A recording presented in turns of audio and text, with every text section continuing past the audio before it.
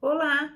Se você ainda não me conhece, meu nome é Mônica Martins, eu sou psicóloga e hoje nós vamos fazer uma análise psicológica da semana do Vem Segue-me. E essa análise está de acordo com Juízes de 2 a 4, 6 a 8, 13 a 16. Nós vamos falar hoje sobre o que é cometer um erro. O que é cometer um erro? Como é nos sentir mal por isso e em seguida arrepender-nos e decidir mudar os nossos caminhos. A análise psicológica de hoje traz algumas questões relacionadas a alguns casos em que nós esquecemos nossa decisão anterior.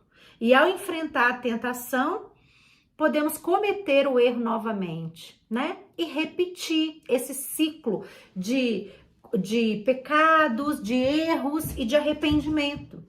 Esse padrão trágico é típico das experiências dos israelitas. Eles faziam isso com muita frequência, e isso está descrito aqui no livro de Juízes. Eles erravam, se arrependiam e depois retomavam, mas erravam novamente, se arrependiam e retomavam. Parecia que o testemunho que eles adquiriam não entrava no coração deles, parecia que era algo superficial, porque não gerava mudanças efetivas no coração deles. Eles continuavam repetindo e repetindo e repetindo os mesmos comportamentos, né? Então, esse padrão trágico dos israelitas, descrito aí no livro de Juízes, estava influenciando eles para o caminho do pecado. E essa influência da repetição, de agir igual, né, da mesma forma, sempre, tinha uma raiz, um gatilho emocional, um gatilho psicológico. Que gatilho emocional, que gatilho psicológico era esse? Eram as crenças limitantes que eles possuíam. Os israelitas, eles eram influenciados pelas crenças e práticas de adoração dos cananeus, né? Então, eles deveriam expulsar os cananeus da terra, mas o que eles faziam? Eles quebravam os convênios que eles faziam com o Senhor e deixavam eles lá. Então, eles paravam de adorar o Senhor e começavam a adorar os deuses, as práticas, as repetidas conveniências dos cananeus que traziam um certo conforto, entre aspas, e deixavam com que os israelitas ficassem em um lugar confortável. Ou seja, a zona de conforto dos israelitas gerava para eles um lugar já conhecido. Você já parou para se perguntar qual que é o seu lugar de conforto? Qual que é a sua zona de conforto? Porque muitas vezes a gente não quer enfrentar o que é desconfortável, a gente não quer enfrentar aquilo que é desafiador, a gente não quer sair daquele lugar que já é conhecido por nós, porque isso vai gerar estresse, sim.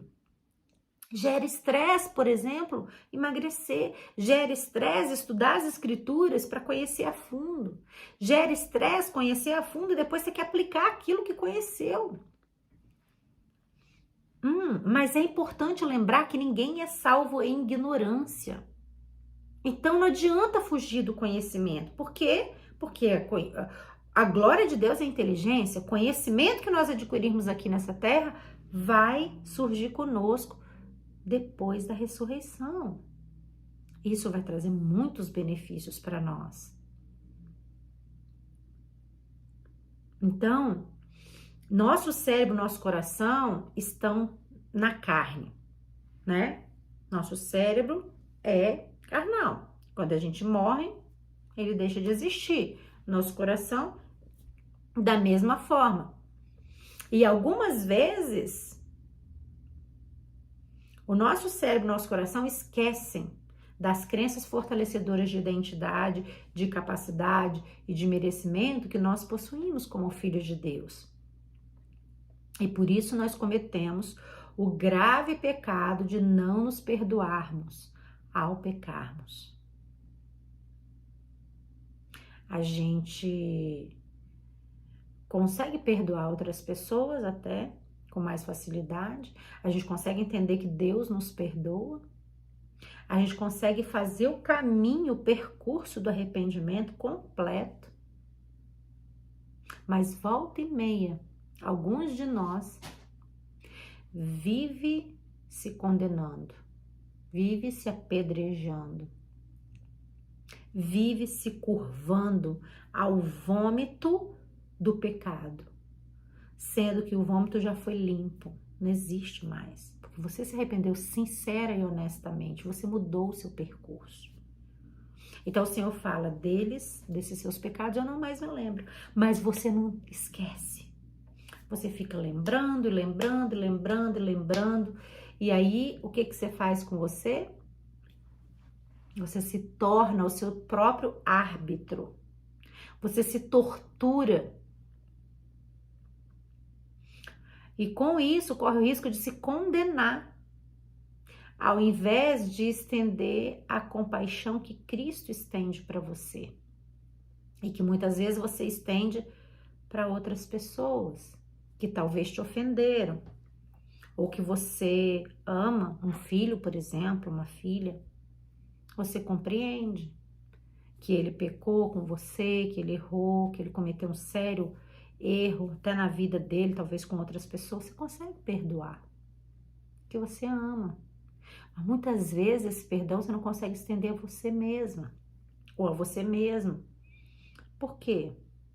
Será que você não se ama o suficiente? Você já se perguntou isso? Você já olhou para você como uma criança que errou, mas que depois de cometer o erro reconheceu e mudou? E você, de forma muito humilde, amorosa, perdoou essa criança, ou mesmo um adulto. Mas você não consegue olhar para você assim, com essa genuidade, com essa sensibilidade, com esse amor, com essa empatia, com essa misericórdia, com essa compaixão. Como é que você tem lidado com os seus erros, com os seus pecados? Especialmente depois que você se arrependeu deles e mudou. Como é que você tem lidado com isso? Você ainda tem se torturado? Você ainda tem se cobrado? Você ainda tem se inferiorizado? Eu quero te dizer que se você está fazendo isso, você está cumprindo o papel que o inimigo de nossas almas cumpre, que é nos tornar tão miseráveis quanto ele. Porque o inimigo de nossas almas, ele é o nosso acusador diante do Pai. E Jesus Cristo é o nosso advogado. Quem você tem sido para você mesmo, na sua própria vida? Você tem sido o acusador ou o advogado? Responde aqui para mim. Eu quero saber.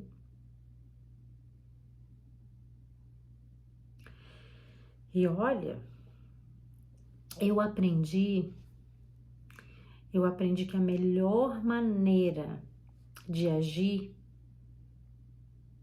na vida de outras pessoas, mas especialmente na minha própria vida, é agir como Cristo agiria. Eu aprendi isso lá ainda na minha infância.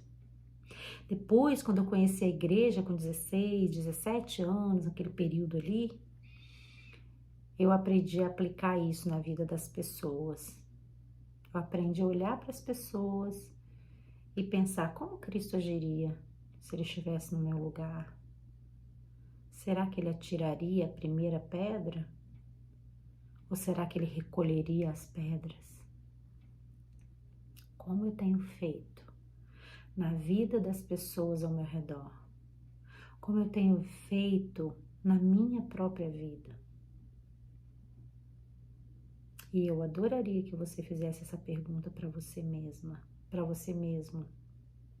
Como você tem agido com você? Você tem sido acusador ou tem sido um advogado? Tem se torturado ou tem se abençoado? Tem se amado como um filho e uma filha de Deus?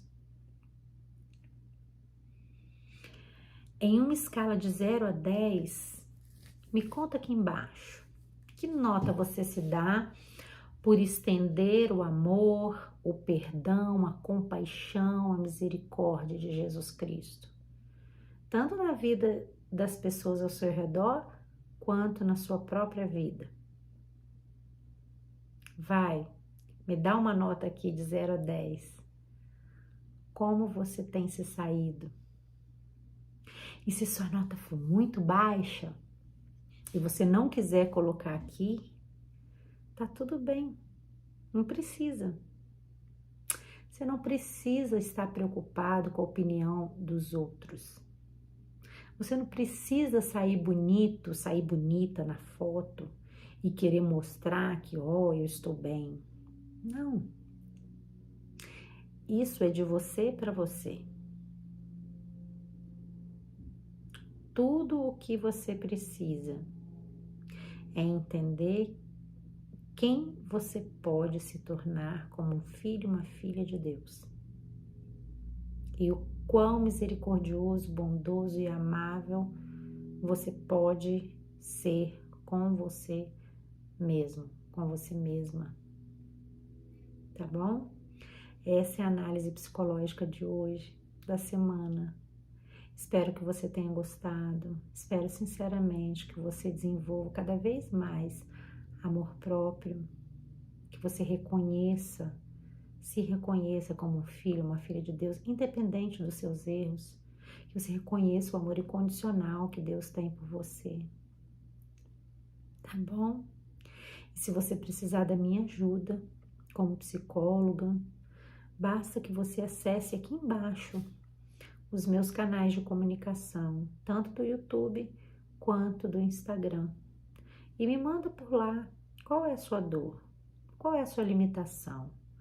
O que é que está fazendo com que você não se sinta feliz e realizado ou realizada? E eu vou ajudar você, tá bom? Um beijo grande, nos vemos no próximo vídeo.